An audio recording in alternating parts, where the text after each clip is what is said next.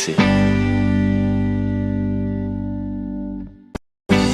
Bonjour à tous, bienvenue Radio Couleur Chartreuse en reportage à Saint-Laurent-du-Pont à l'occasion du passage du camion musée mobile de la Fondation Art Explora, autrement appelé le MUMO, voilà, pour les intimes. C'est à Saint-Laurent-du-Pont, donc c'est du 30 mars au 2 avril. Et après, il va se promener un petit peu autre part, notamment sur les échelles. On en parlera certainement. Et pour en parler de ce musée mobile, dans cette interview reportage, je suis avec Clémence Renaud. Bonjour. Bonjour, merci. Merci de nous accueillir ici au sein du MUMO, puisque nous sommes dans le camion. Vous êtes chargé de projet, c'est ça, de ce musée mobile?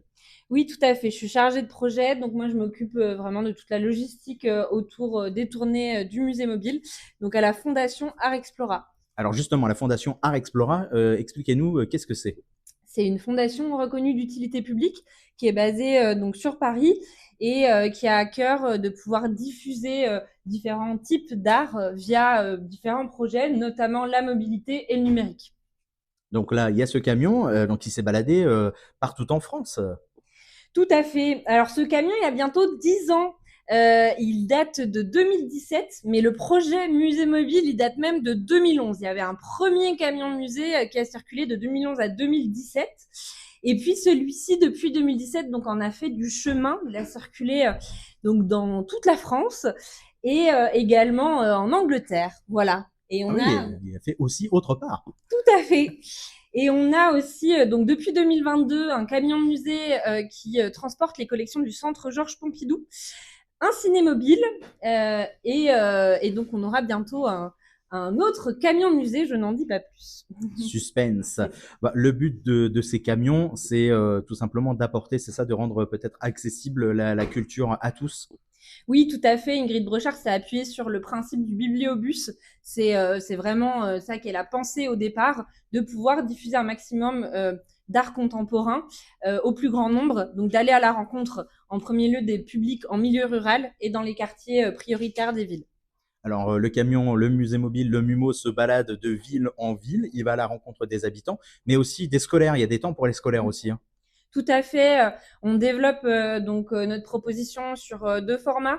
On a des formats de visite atelier, donc qui durent 1h30.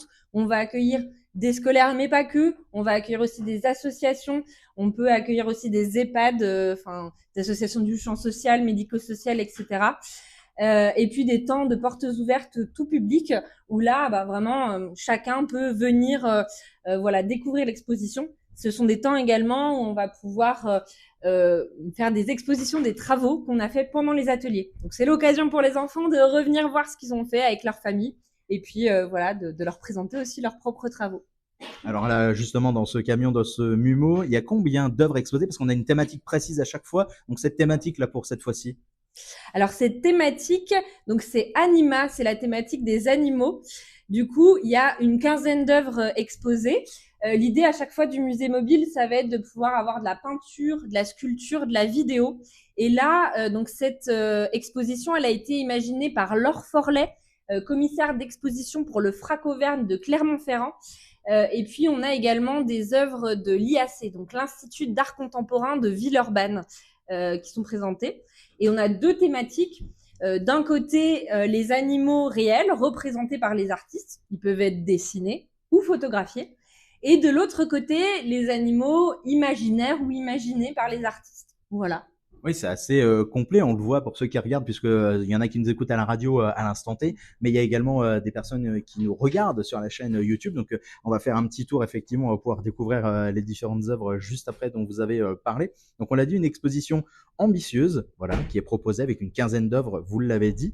Et donc il y a des ouvertures au public, il y en a notamment une, puisqu'on est mardi 31 mars à l'heure à laquelle vous nous écoutez à la radio, parce qu'il y aura le podcast disponible bien sûr, mais à l'instant où on se parle, il y a un rendez-vous ouvert au public, une inauguration tout à l'heure, et puis c'est ça?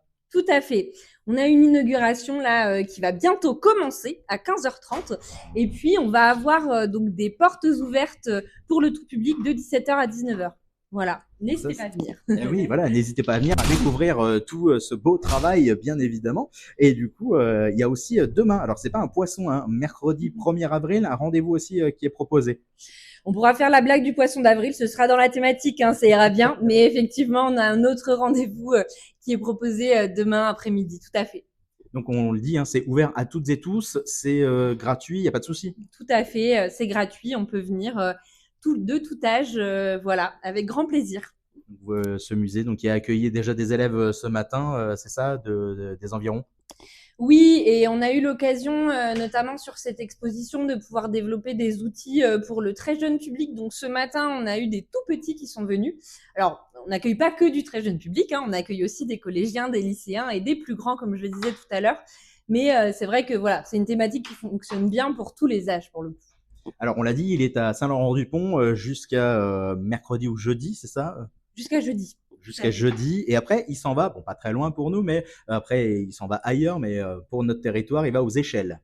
Tout à fait, il va aux Échelles. Après, on va faire un petit impromptu pendant vos vacances en Île-de-France, voilà, donc pendant 2 semaines.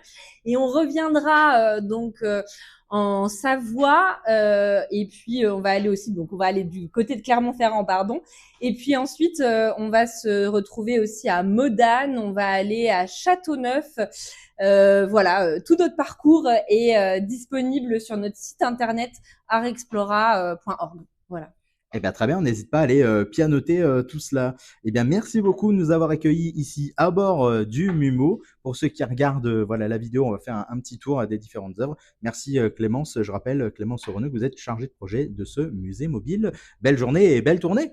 Merci beaucoup. Belle découverte. Merci bien. À bientôt. Au revoir. Au revoir. Allez, nous, on fait un petit tour, on vous laisse naviguer un petit peu sur les différentes œuvres que vous pouvez découvrir sur ce MUMO. Donc, on l'a dit, avec une première partie donc, où vous pouvez découvrir, voilà, il y a chiens, il y a plein d'animaux représentés, photographies.